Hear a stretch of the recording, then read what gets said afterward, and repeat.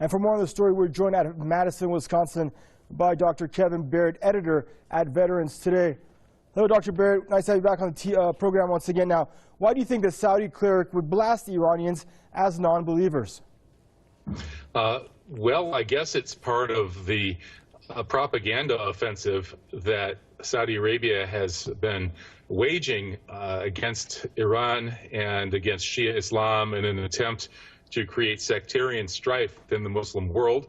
This has been going on since 2006 and 7, and I think it's very interesting that at that period, Hezbollah had actually been succeeding at defeating the Israeli occupation of Lebanon, and all over the world, Muslims of all varieties were cheering for Hezbollah and the axis of resistance. And at that point, I believe that the decision makers in Tel Aviv and their minions in Riyadh decided that something had to be done. And the Saudis began using their billions of dollars in unearned oil wealth to fund this propaganda campaign aimed at dividing and conquering the Muslims.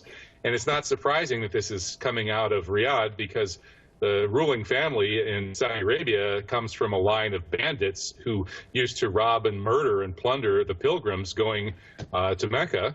And the Wahhabi movement is an extremist movement that arose as a kind of a violent movement that slaughtered various kinds of Muslims that they didn't approve of.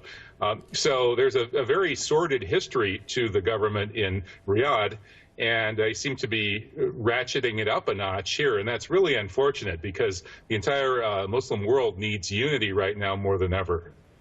And what can you tell? Can you elaborate a little bit more on the Wahhabi ideology and how it's influenced or impacted global terrorism?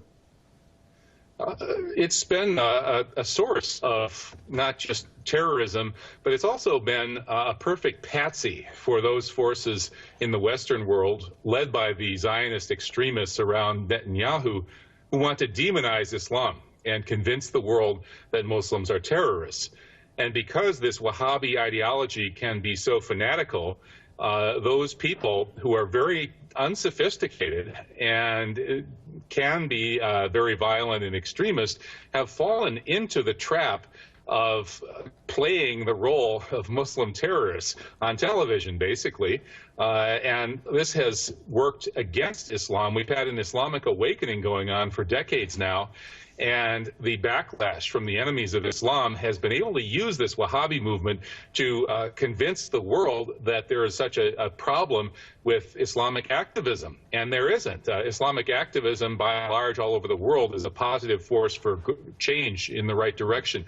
But this extremist Wahhabi obscurantism that revels in ignorance and openly calls for killing people who don't have the right religious beliefs and practices. This is something that's almost disappeared from the civilized world today, but we still hear this from certain quarters of Saudi Arabia. And it's very unfortunate when leading figures like this imam, or whatever he calls himself, put out this kind of outrageous rhetoric. I mean, this is basically a call to murder people based on their nationality and presumably based on their madhab, or school of Islamic law. And it's completely unacceptable, and the people of Iran and the Muslims of the world deserve an apology.